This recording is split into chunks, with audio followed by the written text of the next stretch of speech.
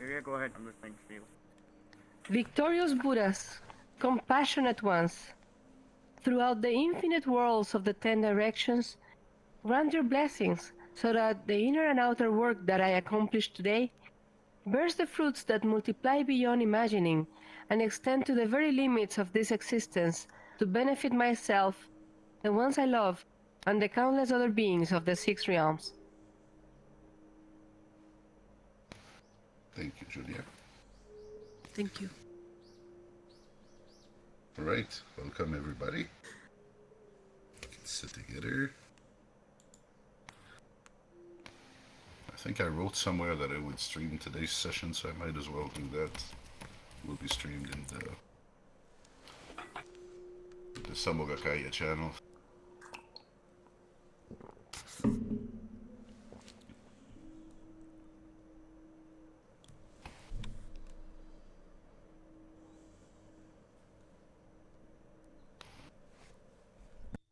Okay, so I think it did something weird to my sound. No. Everything sounds still normal. Mm-hmm. It does.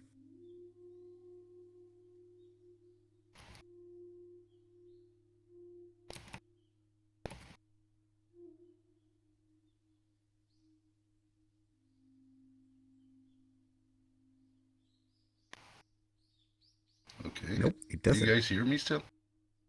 Yes, I yes, can yes. hear you. This thing?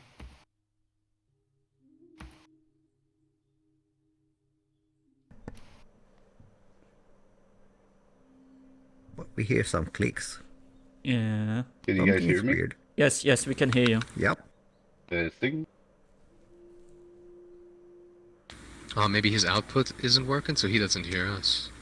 Could be, I don't... Oh, well, He's reloading. No, seems yeah. like Technical issues. Always.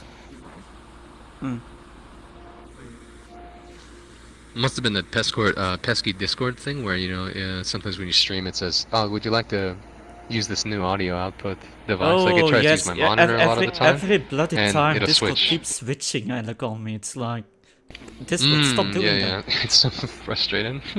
Every time I turn it on, it's like, "Would you like to use your monitor for your audio output?" I'm like, "No, leave me alone." Would you like to use your keyboard as an output? Shut up, Discord. Alright, sorry guys, the stream broke my audio, so no stream. Oh, welcome back.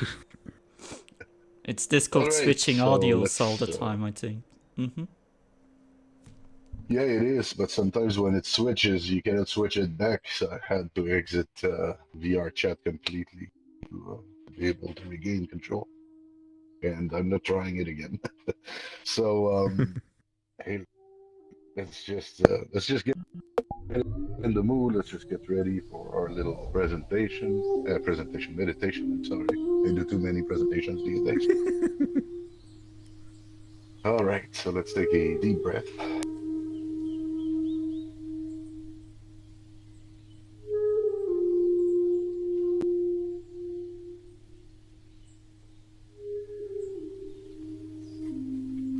And since we're all regular, actually, I'd rather make it a silent meditation because I think that the quality of the meditation is better in terms of self exploration.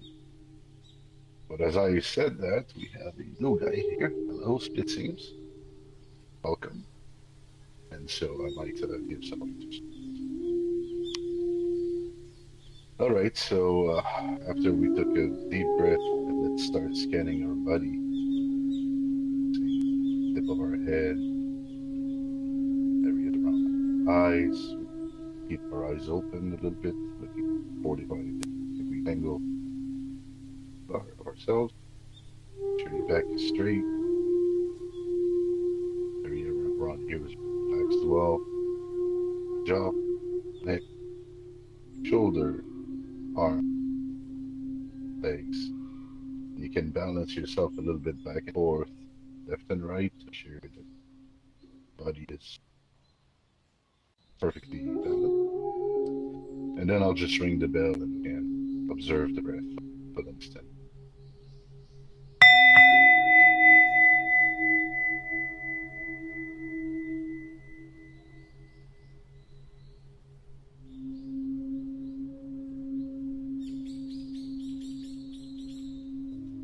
So our job, as we remember, follow the breath in and out. Bring the mind back to the breath. Notice what's going on in the mind, feeling, body sensations. Bring back.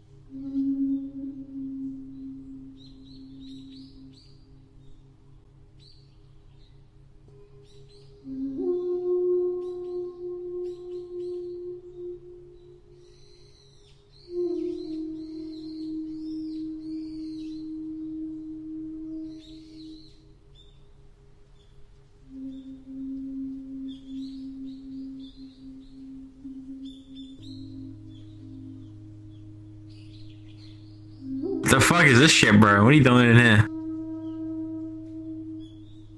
Meditating silently, Holly. You're welcome to join us. It's just 10 minutes. Alright.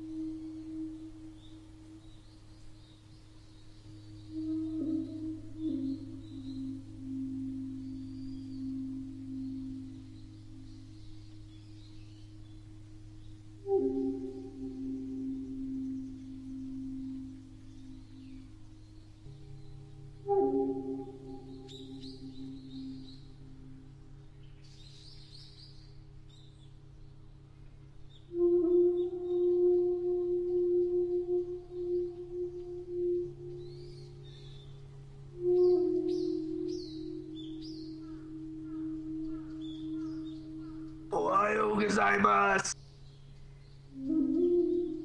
Dozo. Welcome.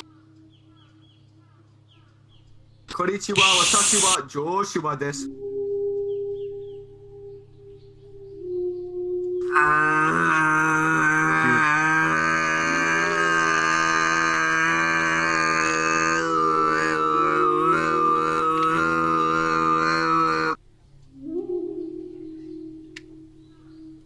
Hello, friend.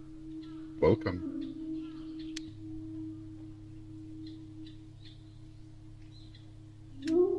I am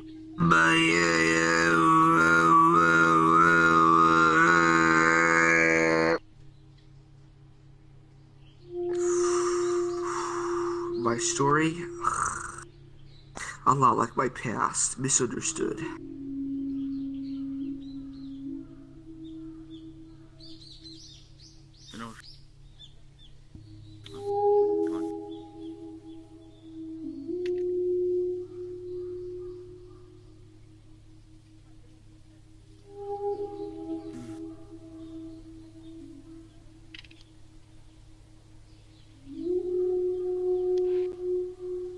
And back to the breath. Oh, real quick. About the Avars, there's not gonna be a... It's the part of 91 gonna make a new... That's fine. Welcome, everybody.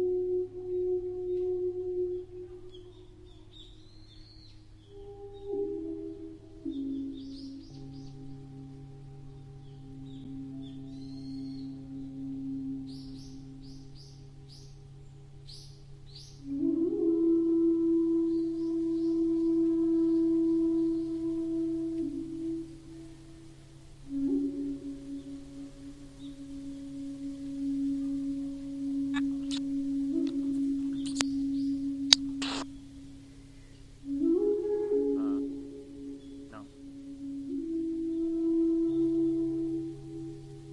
Please take a seat. Not gonna part the stage. Go ahead. Yeah, do.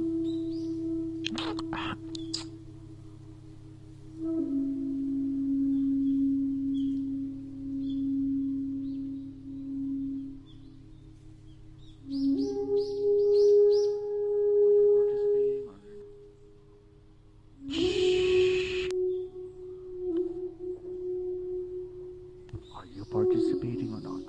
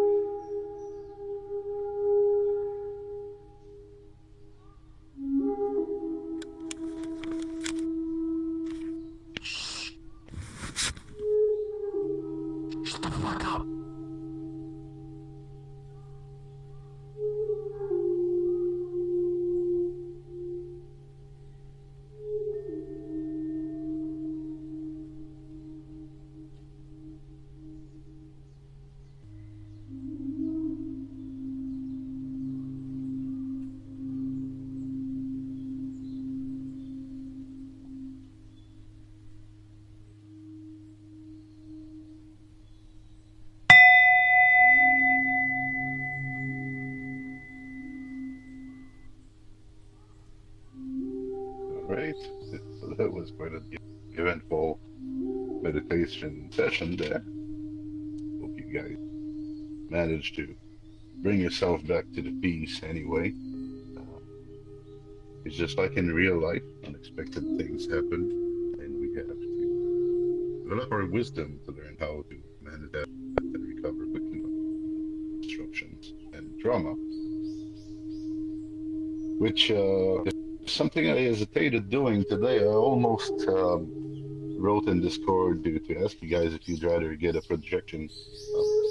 Um, I got access to the world premiere of a movie called The Wisdom of Trauma by a Canadian doctor called Dr. Gabor Mete, and I watched the screener and thought it was pretty interesting. So I thought that was something I might share with the. So I've decided not to do it today, but if you guys are interested, maybe we could do it next session. Watch a movie together is quite meaningful and that, inspired by Buddhist teaching. that would change up the face. I wouldn't mind that. I mean, that's a screen, isn't it? The background. Yep, or we can go to another world. That's one I use for that. It's pretty well.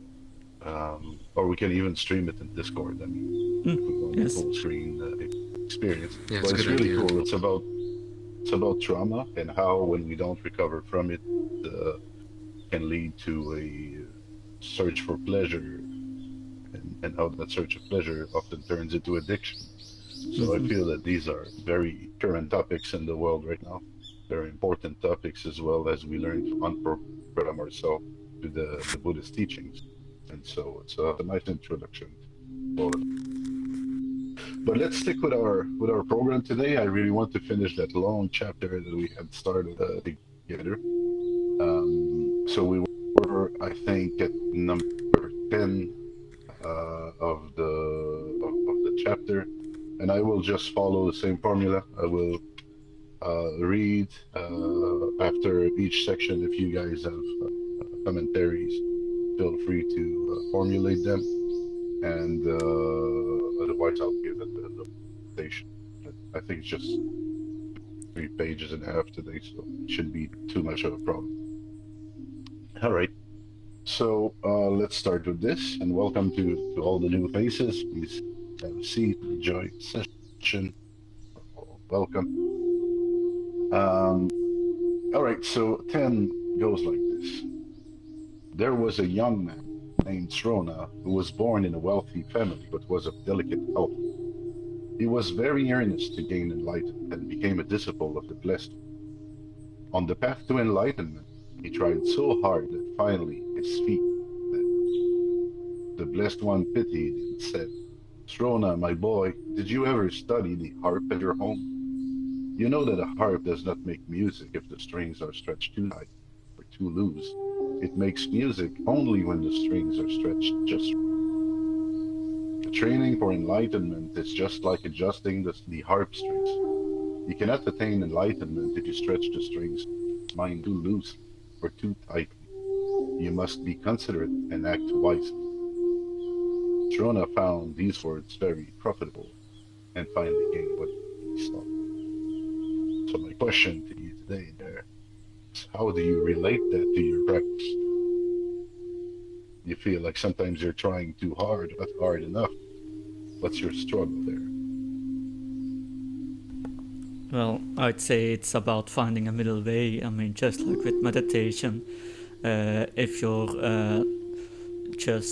it's not a point that you're falling asleep, but you're so relaxed that suddenly nights go out, because I actually had that happen once.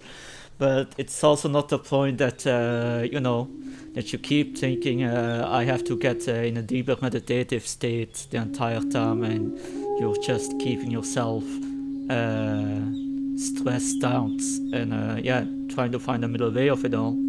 Yeah. That's the best thing.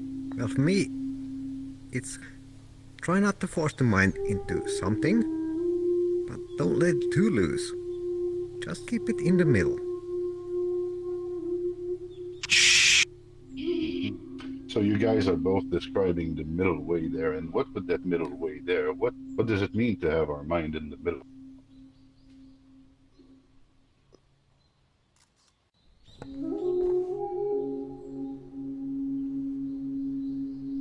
So, what are the different mind states we could get in? We could Well, be. Yes. Go Well, on, for Casper. me, when I was young, trying to meditate, I forced my mind to a single spot. That's not a good idea. And having the mind run around all the place, not a good idea either. Kind of gently make it to the middle. I think it's That's my about take not. on it, at least. I think it's about not really setting a goal that you want to achieve, otherwise you might be stressing yourself too much out that you want to get to a certain Yes. stage, and you just accept whatever benefits you get from it and let it run its own pace. So, you Okay. guys might remember from a session that we did a long while ago about sticky emotions and sticky thoughts, right? So, where we have those thoughts that let's say we fall in love and we start obsessing about someone day and night. That's a sticky thought, could throw you out of balance. But it could go the other way. It could be somebody that you hate with a passion as well. That could also bring you out of balance. So what's in between, those passionate or dispassionate? That isn't there a natural state of mind somewhere in between? Being able to let Do you go, have let's say. right? Being in the So you moment. see, Sorry. yeah. So you see, if you're in the moment and you're letting go, doesn't mean that you have stopped using your mind, does it? Because you're still having those experience and those feelings, but you're just like letting go of the sticky quality of it. Basically, you recover much faster from any situation. Just like those little interruptions we were having in our meditation not long ago, we could have focused on that and said, "Oh, I really cannot relax anymore," and maybe that was our experience, some of us. But maybe some of us were a bit more resilient, and it was like nothing happened, or nothing was happening the entire way, because we could let go immediately of interruption. So that's kind of it's kind of how you want to practice in real life. This is what I would call not too loose and not too tight. You see, the things is that when people start hearing about mindfulness and awareness, they might start eating their bowl of cereals like they're thinking, I'm looking at the spoon, I'm looking at the spoon, I'm looking at the spoon, and the spoon is metal, and the spoon is cold. And they might have those type of thoughts. If that's your experience, the strings are too tight. You are doing it, you're overdoing it, right? You're taking your mind from its natural state and you're trying to focus it on an object uh, that you have singled out of the rest of the world. That's not very natural. I have a question, You're man. creating. I'm sorry. How... What I do when I'm too fucking horny, bro? Well, you can work with horniness as well. That's one sticky thought there. It can. I mean, like I jerk off like all the time, man. Right. Well, it goes with age as well. So, I used to do a little bit of boxing in the past, and I will tell you that if you start saving that energy, you will become mighty powerful. You will have a lot of energy to do everything that you need to in life. So if you So if I try... box, I stop jerking off or what? I'm sorry, I didn't hear that well. Help. Yeah, Keep going, man. Because it Keep builds going. up testosterone, and so that's one way of spending it. Yeah, but like if you have more testosterone, don't you want to jerk off more? Yeah, but you have other ways to let it out. Actually, sexual energy is kind of your pulsion of life. It's what moves you in life. It's what's keeping you alive and the whole species alive, basically. But you don't have to use it only for sex. You could use it to build the pyramids or amazing things or have the best career or accomplish many things in your life. It's just a matter of what pipe you're sending that, and we know which pipe you're sending it to now. But it's just a matter of where you're channeling that. So anyway, we can have another discussion about this. Let's go back to my point. But this is indeed a sticky thought. uh, Dude, what are you laughing at? What the fuck? The fuck's so funny, huh? no, it's Nothing at all. you have. You're No, That's no, what I no. thought. Pretty sure we've all been there. All right. Yes. So, the point I was making is that if you start to focus on something or obsessing on something consciously, well, that's no better than the strings are tight and you cannot really make music out of it either. But if you are just doing 1 week of awareness and mindfulness and only on a cushion, well, that's probably having your strings too loose there, because what good is it going to bring to your life if you only practice on a cushion? Unless you carry one with you to sit everywhere you go, it's not going to affect a lot of change. So those practices of mindfulness and awareness, those practices of falling back to the neutral, natural state of mind, these are for every day, every hour of every week. And it takes time to develop that kind of stability, kind of mental fortitude. But ultimately, that's what gets you to a more stable enlightenment as well. So these, I guess, were the lessons that the Buddha taught to Srona when he spoke about the strings. Just try and live in such a way that your mind is in its natural state. You will, just doing that will reduce your stress and will increase your level of attention. All right, 11, we have, any questions about that, guys? Are we good? Oh, we're good. No, I think we're good. All right. So 11, once there was a prince who was skillful in the use of the 5 weapons. One day he was returning home from his practice and met a monster whose skin was invulnerable. The monster started for him, but nothing daunted the prince. He shot an arrow at him, which fell harmless. Then he threw a spear, which failed to penetrate the thick skin. Then he threw a bar and a javelin, but they failed to hurt the monster. Then he used the sword, but the sword broke. The prince attacked the monster with his fist, feet, but to no purpose.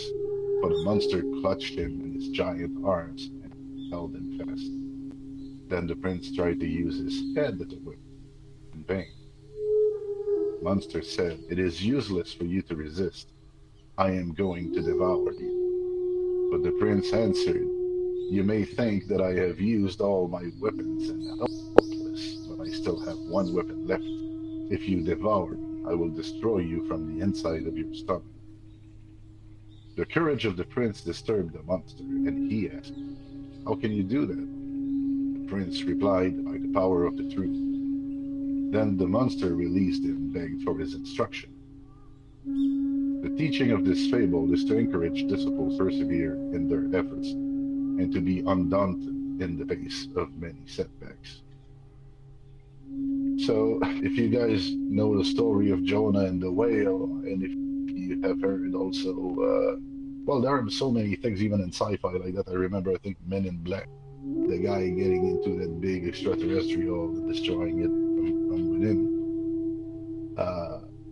Who knew this was a 2,500 years old fable, actually, that they're just replaying in different forms. But what does it mean, actually, to get into the belly of the beast? And how can truth help me in the belly of the beast? Maybe like facing whatever peril, danger, or fearful events, and instead of cowering and falling into pieces, you stay strong and resilient with what you know and in what you have faith in, or whatever, or something like that, similar. I So agree. you don't give up, in other words. So to me, if I take them separately, the belly of the beast, I would pretty much call out there daily life. It's as you go and you work and you live and you try to participate in society, you're pretty much inside the belly of the beast. So if you go into this without any truth, without any inner wisdom, you probably get out of it broke at some point, don't you? You get out of there stressed out, some neurosis, some level of. Some people get depressed, some people burned out. You know.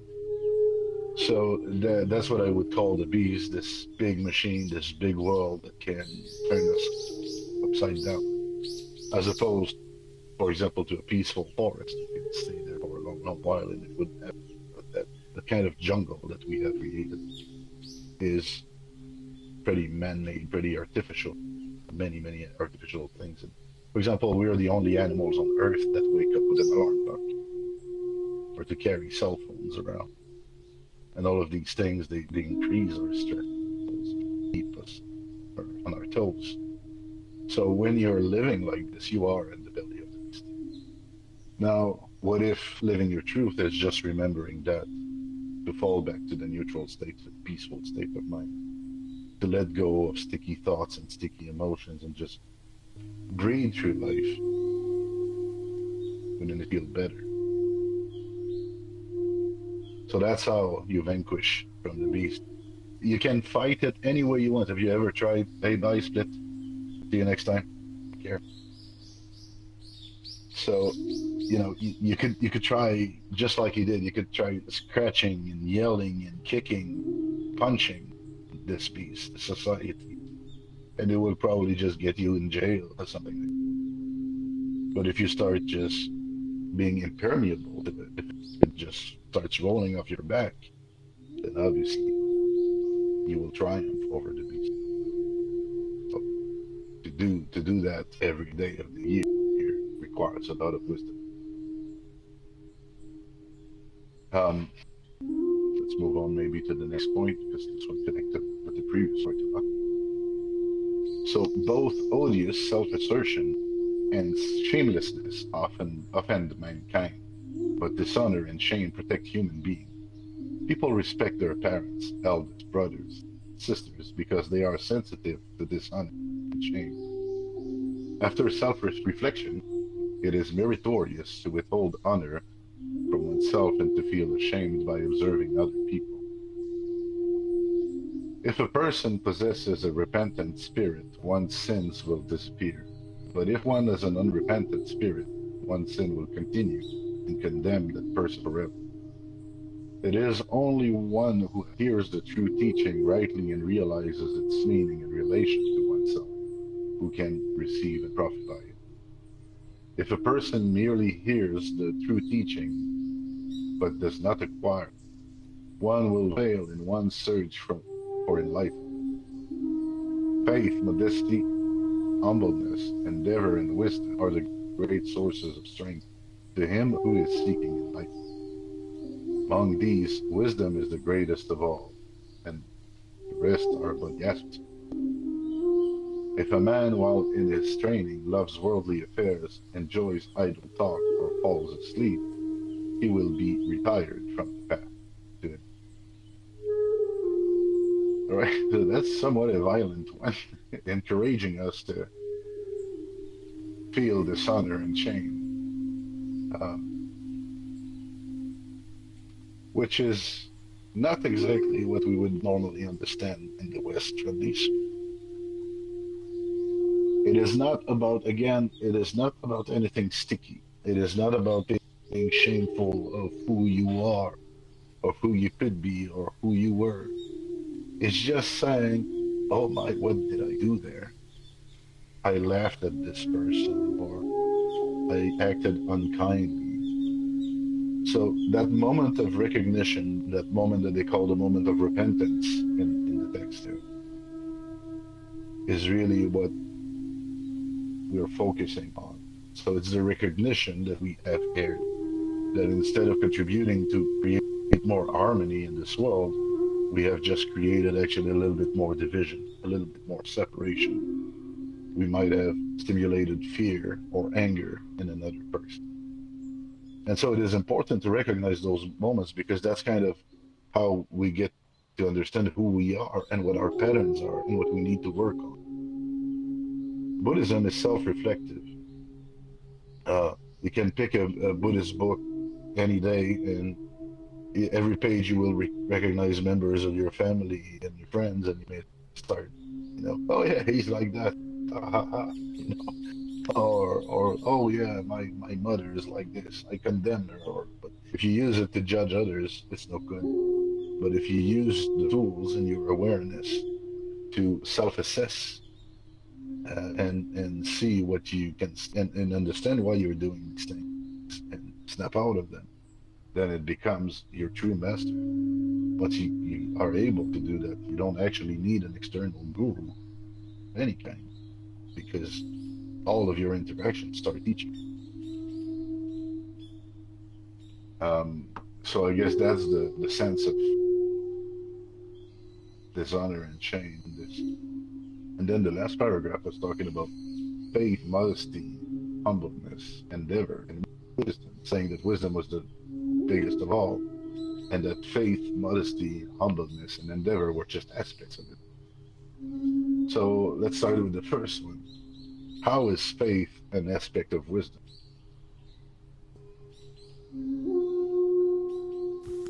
Because they both go together.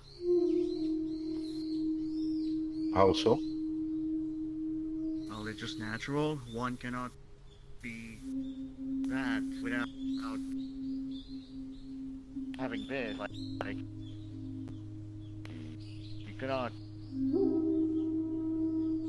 They're like two chord pieces. Right. So I guess you feel it very obviously there. It's kind of obvious, but they have to go together. One cannot be without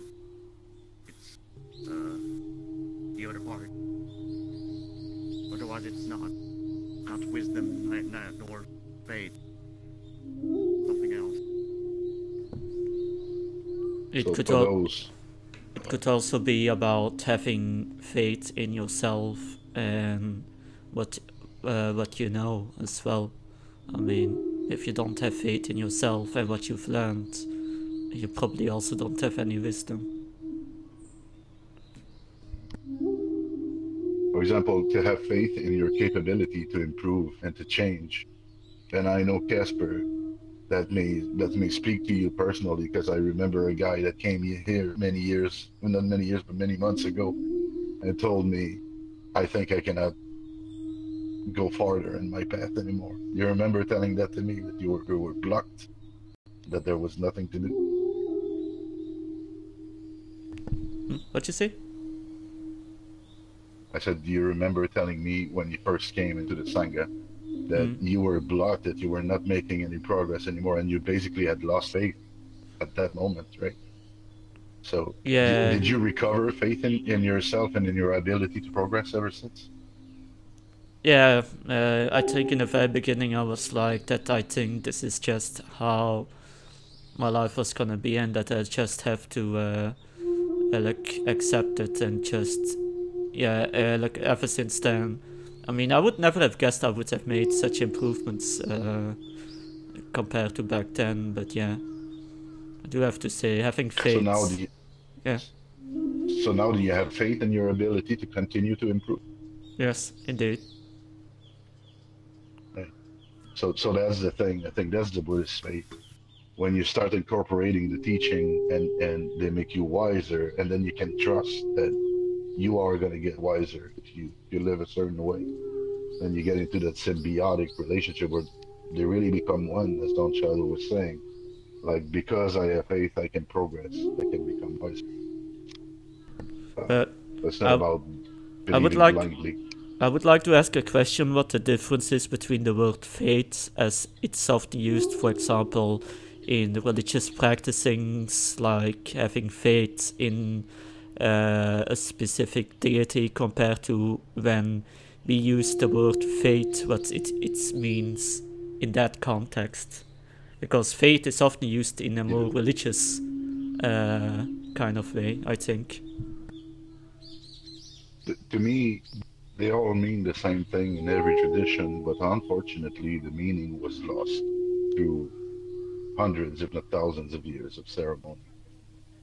Like, if, for example, I could say in business, in Buddhism, that I have faith uh, in the world. Like, for example, it's not for me to judge if this world is going left or right, or if it's becoming good or evil, or I'm just a little gear, a little cog in this entire play, and I have faith in the world. I have faith that the world will do what it needs to do, right? So that's not very different than having faith in God and just surrendering and putting myself in God's hands, saying, okay, uh, you know, I believe that you're there and that you're taking care of this big thing. So the minute that you decide that you will dance with whatever comes your way, it requires faith. It's just that people uh, people go to church on Sundays and they receive a sermon and they ask to win at the next lottery contest, or they ask for a new car or for somebody that they know to get better, and that's their practice. So if you have generations upon generations that go to church to get winning lottery numbers, teaching other generations the same thing, you lose the deeper sense. And for some reason, this was preserved in Buddhism in some of the sects, not all of them. For example, Pure Land Buddhism or various forms that are practiced in Asia have that consumerism as well, where the sects are just about donations, basically. The Pure Land? And they're teaching in a very superficial. Pure Land is one, yeah. Is that somewhere of the three schools of the three vehicles, the Pure Land? Because I've heard about it, vehicles. But I heard about Pure Land before, but it still confused me a bit. Yeah.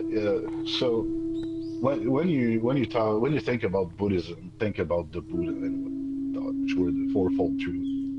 The cessation of suffering, the possibility for us to get out of samsara and find peace. That's what the Buddha taught, and he taught the Eightfold Path as a way to practice, as a way.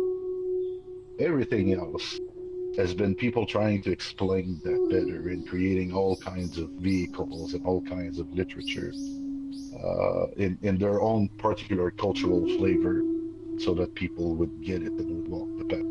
And a lot of it is very valid, but sometimes it becomes a little bit more mercantile. Sometimes you will have people that are more like hermits living in caves and in the woods. So you have both of these extremes. And then there is the middle way. So, and Buddhism is about the middle way. So you can learn about all of that, and you can take elements of all of this. But if you're believing blindly in something, you're not in the middle way anymore. And if you are skeptical to the point that you cannot accept any notion, then you're not in the middle way anymore either. So it's important as practitioners on the Buddhist path that we are able to take information, challenge it, verify it for ourselves, and move forward. I could not say that everybody that practiced Pure Land Buddhism has no profound understanding of the Buddhist teaching. The same way I could not say no Catholic priest is enlightened. I'm sure you can find both, but it's just that those traditions are less likely to foment a deeper reasoning. They're McDonald's type of delivery, fast and packaged, and they're not discussing like we are. They're doing a sermon, so whether you get it or not, you get to walk home afterwards. Oh, sorry. No, okay, carry on. About what you said about fasts and isn't the in a way that I think the Great Vehicle says that, for example, Tibetan Buddhism, Vajrayana, that is also a bit too fast-paced in a way, in a sense. I was reading something about that they often say that the Tibetan Buddhism especially compared to the older vehicles, that it's too fast-paced, according to them. Well, that's what Tibetan Buddhism is boasting. They say that they are the fastest vehicle to bring you to enlightenment. So the three vehicles are Hinayana, which to me are the closest to the original Buddha's teaching. Then you have Mahayana, when they had this idea of mind only, and when they've had the compassionate thought. And then you have Vajrayana, which basically added Bon practices, actually I think it's pronounced Ben, so Ben practices from Tibet and yoga from India, and that's Vajrayana. So Vajrayana is a system that's borrowing from Hinayana, from Mahayana, from yoga, and from Ben to kind of create this ultimate, I call it Lama factory. The monks are called lamas. So I call Tibetan Buddhism Lama factory because they have all of those kind of mental machines to remake you into something, into an enlightened being, if you will. And it works, but it can also keep you in delusion for a long, long while. Let's say you go through Lama Factory, but you don't understand anything. You're just mimicking. You're just repeating what you've shown. Or you don't understand the deeper meaning of faith, and you're just blindly believing that all of those amazing flying gods exist physically, or, it's subtle knowledge, subtle understanding, and it's not given to everyone. So there is danger on all. So faith, again, to me, is when you have, uh, investigated, tried, tested, you think it's true enough, and you can embrace it because you have dissipated your doubts, but you start with doubt. Let's move on to the next one, which is modesty. So how is someone that is wise also modest?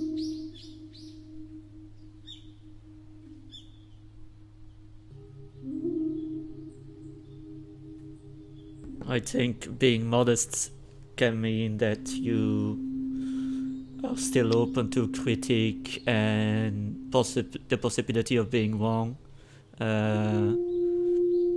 I'd say it's almost like if you're going into a discussion, especially on social media, for example, the moment you point someone is wrong, they immediately go into a hostile state, and any meaningful conversation you could have had is long gone. Well, if you're staying more modest, you might be able to come to a beneficial understanding that otherwise would not have been able to. So I like this quote that says that once you're wise, the only thing that you know is that you know nothing. And I think that in terms of being modest about our own achievements, that's kind of how it relates, is that if you truly open your eyes, then you have to know that you don't know that much. And therefore, you have to be careful with your words, with your teaching, with the way you're sharing all of this. That reminds me of a quote. Can I say it? Yeah, please. I should get a cushion somewhere around here for you to sit with me down. We work on the world. Yeah, no worries. So basically, if you think that you know everything, there's this one quote that you should probably remember. It was at this moment that he knew. He fucked up.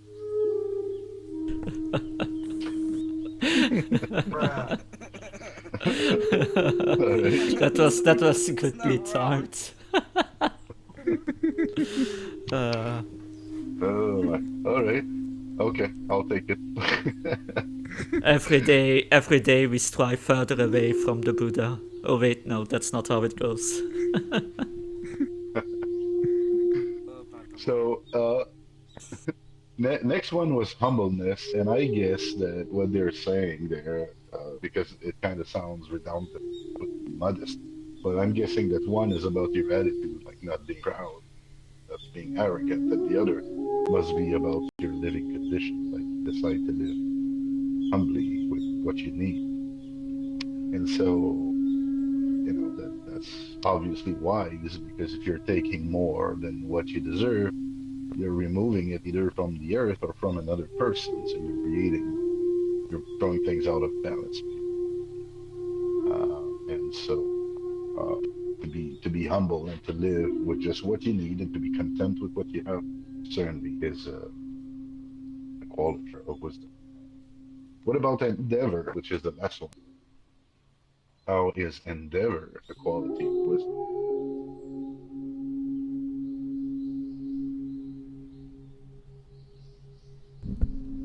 I don't fully understand what that word means. So, It's when you're trying hard to achieve something, or a oh, sense of okay. purpose, if you will. Like diligence, effort?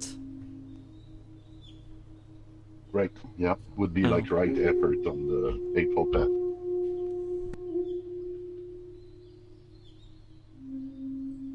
All right. So basically here, this you remember I spoke at length about aspirations and how we need to be resilient and we need to go back. It's not that we will never lose the way. In fact, we will probably lose the way all the time. But whenever we lose the way, we have to go back to the path. And so if you have this aspiration and the aspiration doesn't change too much and it's always there in your life like the North Star, that whenever you lose the North, you go back to it, then you probably have endeavor because you're persistent in this task. And you know what it is that you truly want to experience. So if you set that as harmony, if your aspiration is greater harmony with the world, well then it becomes a myriad of goals because harmony can be lost and found in everything that you do. And so it's a great endeavor to have. I guess nirvana or enlightenment is the endeavor of Buddhism, which is another word that we're looking for harmony or peace, or better yet, peaceful harmony. Which oh yeah, I was speaking with someone this week outside of platform completely. They they were struggling with their significant other in their life, saying, I have decided to walk the path, and I'm all about peace, and I'm all about not creating any conflict, and I'm all about, I want to build that beautiful life. And this person does not follow the same path as me, and I find myself in conflict. And I find them breaking my peace, essentially. So the question was more or less, should I leave my significant other, not just seeing that they are keeping me away from peace? And I thought, who says life is supposed to be peaceful? Life is not peaceful. Life has pains. Life has punches. Life has a lot of unexpected things happen. So this is also about endeavor. And actually, if you are living with someone that's challenging you like this, that person, the feelings you have towards that person could become your best teacher ever because they challenge your endeavor, your resolution, all that. It's also a way of looking, I guess. 13. In training for enlightenment, some may succeed quicker than others. Therefore, one should not be discouraged to see others becoming enlightened. When a man is practicing archery, he does not expect quick success, but knows that if he practices patiently, he will become more and more accurate. A river begins as a brook, but grows ever larger until it flows through the great ocean. Like these examples, if a person trains with patience and perseverance, one will surely gain enlightenment. As already explained, if one keeps one's eyes open, he will see the teaching everywhere, and so his opportunities for enlightenment are endless. Once there was a man who was burning incense. He noticed that a fragrance was neither coming nor going. It neither appeared nor disappeared. This trifle incident led him to enlightenment. Once there was a man who got a thorn stuck in his foot. He felt the sharp pain, and the thought came to him that pain was only a reaction of the mind. From this incident, deeper thought followed that the mind may get out of hand if one fails to control it, or it may become pure if one succeeds. From these thoughts, little later, enlightenment. There was another man who was very avaricious. One day he was thinking of his greedy mind. He realized the greedy thoughts were but shavings, kindling, wisdom could burn and consume. That was the beginning of his. There is an old saying, keep your mind level. If the mind is level, the whole world will be. Consider these words. Realize that all the distinctions of the world are caused by the discriminating views of the mind. There is a path to enlightenment in those very words. Indeed, the ways to enlightenment are unlimited. So, all roads not only lead to Rome, but to enlightenment as well.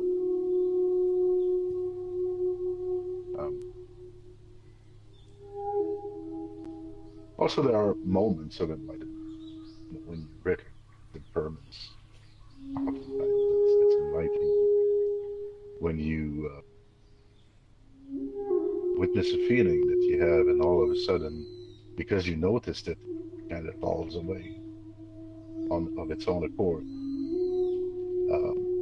When you understand how connected you are to others, you can get all kinds of glimpses and experiences of enlightenment, and it's by collecting them and having them more and more that we get to live in this way.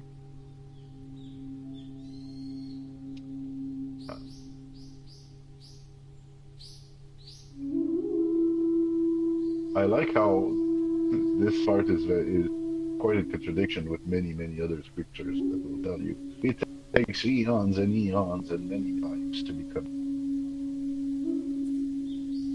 And now they're saying, well, you know, you open your eyes, everything will lead.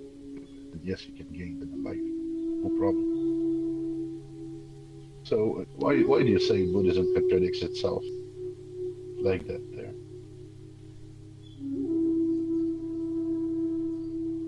Because it's a paradox. I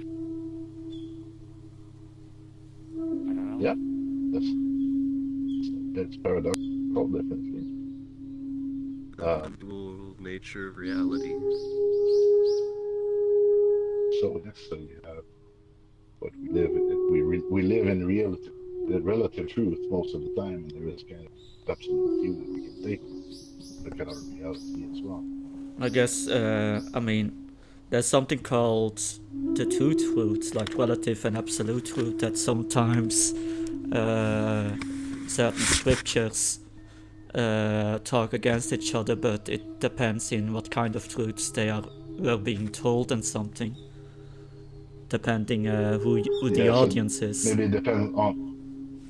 Right. Yeah. So I like this explanation because that's kind of where and the other explanations are very good too, but that's kind of where I was going to go.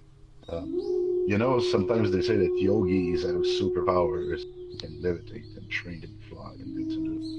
I don't know if some of these are possible, or I certainly don't have those powers. But I remember a master being asked about this, and he said, "Oh, no, it's like it's old Superman stories. We would tell that to kids to encourage them to practice, and they would gain those powers. And so if you're talking to kids, you may tell them, hey, guy, start meditating, and after 10, 15 years, you will be able to fly."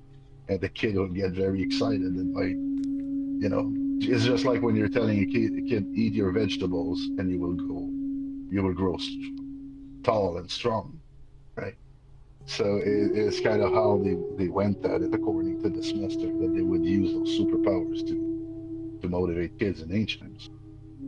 But also, if you are talking with somebody that's having doubts, that don't really know if they're worthy, if they can make, well, to them you tell, yes, you can achieve it in life. But the other one that is too arrogant and that is convinced that he's got it after 2 sessions and now he wants to teach everybody and feels better than everybody. To this one, you may say, hey guys, slow down. It takes eons to reach enlightenment. Be patient. And indeed, if it takes him 10 or 20 years to really get there, it might feel like eons to a person like that. Mental time, psychological time is very difficult from one individual to another, depending on what fuels it. I was So yeah, sorry. no, that's okay. I was about like you said about the super abilities and stuff like that. When sometimes I read some of the verses of other sutras, I mean, like explanations like where the Buddha walked, there were sometimes flowers would bloom and stuff like that. A lot of these things that might first sound foolish could be like meant to be like a symbolic meaning that he had the appearance that people calmed down and felt more relieved around him, and they might have used these symbolic tales to color the story around it, just like when you're reading a book from Stephen King or from another writer. They will sometimes compare the sun rising with a painting or some other words and contexts, even though in reality that's not the case, but it does make everything sound more interesting. So sometimes I wonder if, just like in the old religion books, like the Bible, for example, Jesus walking on water or changing water into wine, if the same could have been applied, that this was a way of writing and a way of explaining stuff, but was not supposed to take literally, maybe. For sure, there are some symbols. I think that's demonstrated in many tradition, but sometimes it's also literal. Um, the Buddha, for example, often is said to be omniscient, or I read that he could read minds or read hearts, you know. And so, if you're talking about the primordial Buddha, which is almost a representation of the universe, then it makes sense that it's everywhere and seeing everything. It's because that's the universe. It is indeed everywhere.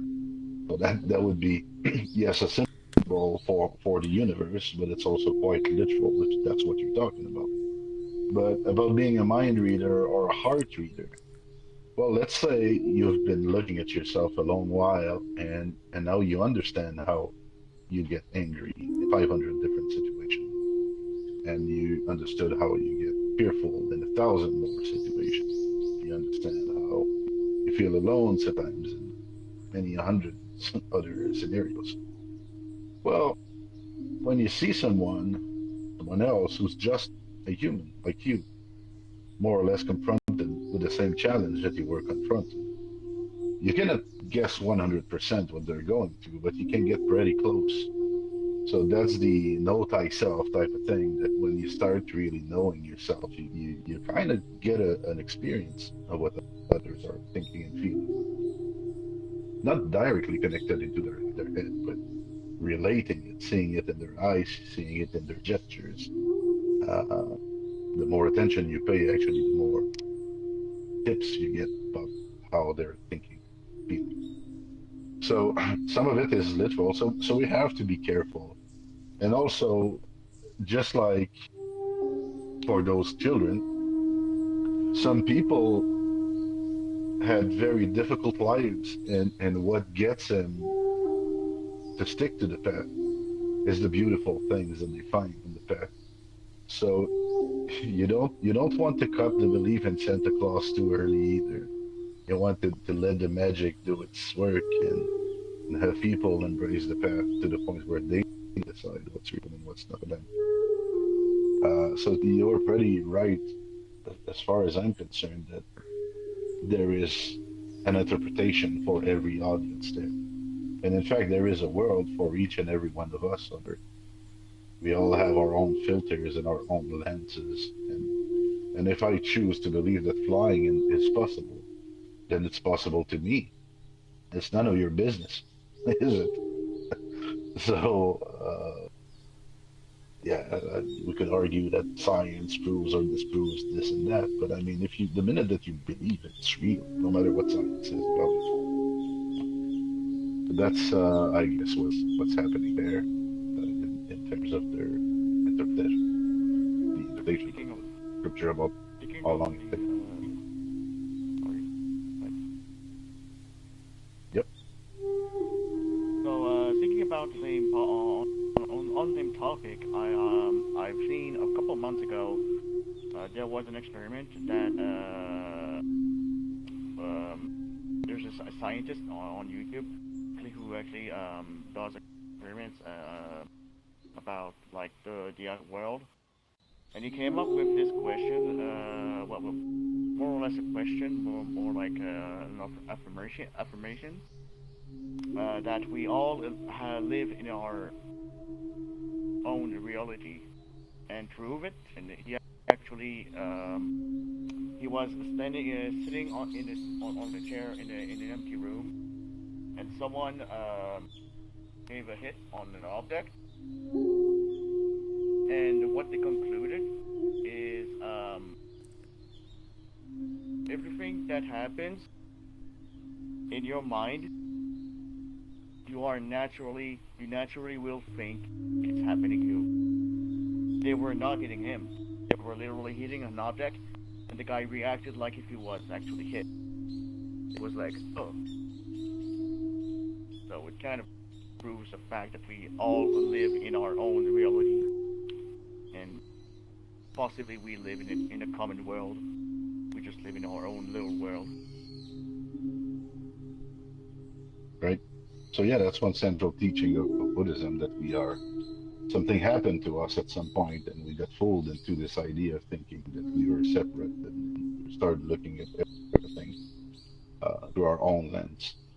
Uh, but where in fact we're all part of the same star stuff. We're all connected. And that goes back to the saying at the end of the text today that said, "Keep your mind level. If the mind is level, the whole world will be level." So the world is what you make of it. And so that's also part of the powers of Buddhism, right? When they say, uh, the monk said, "I believe it's raining," and then it started raining. Well, maybe it started raining in the mind of the Buddhist monk, or maybe it started raining in the mind of those who had a lot of faith in him. But did it actually rain? That's up for discussion, right? But for sure, if that's how you look at the world, that's how the world would be. And I guess that is all for our lecture today. Any questions or commentaries, guys?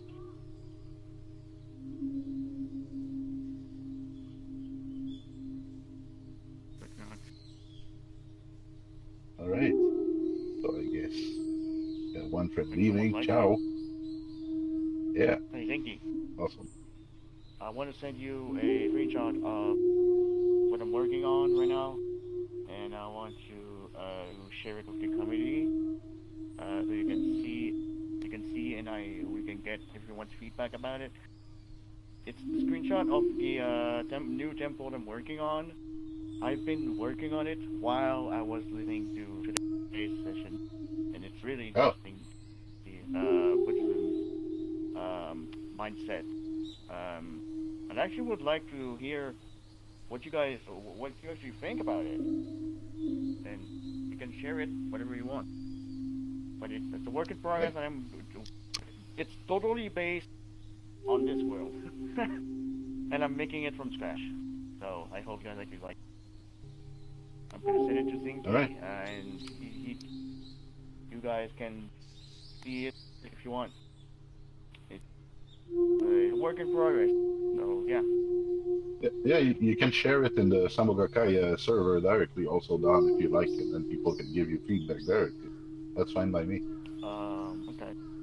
Well, I will do Yep. both. I will send you a message, and I will share it in the Discord, so you can Okay. take a look at it for yourself. Awesome. All right, guys. So let's move on to our second little meditation session, and this time, hopefully, we're gonna get a good, peaceful, quiet time. So if you guys want, let's just get in the mood again and the bell. Focus on what's going on inside the room. Were you about to say something, Sharon? I heard you take a breath there. Nope. All right. Okay. So, a good session.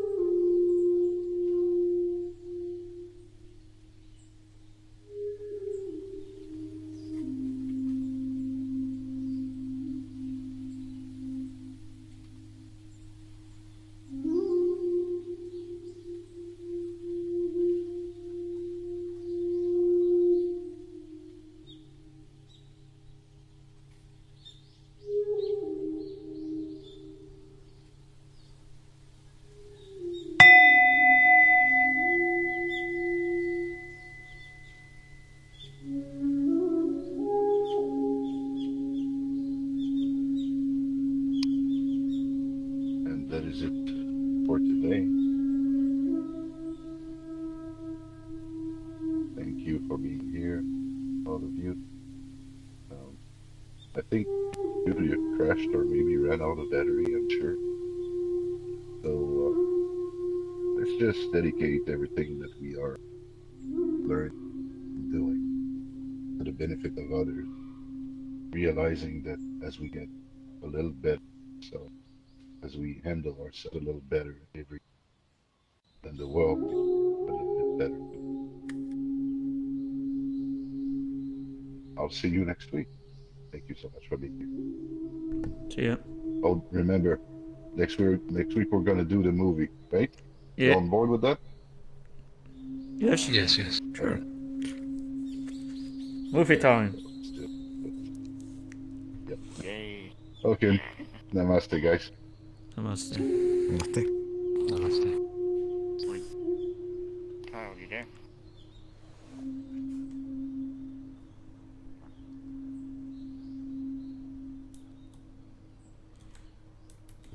I think he said. Carl, the session is over.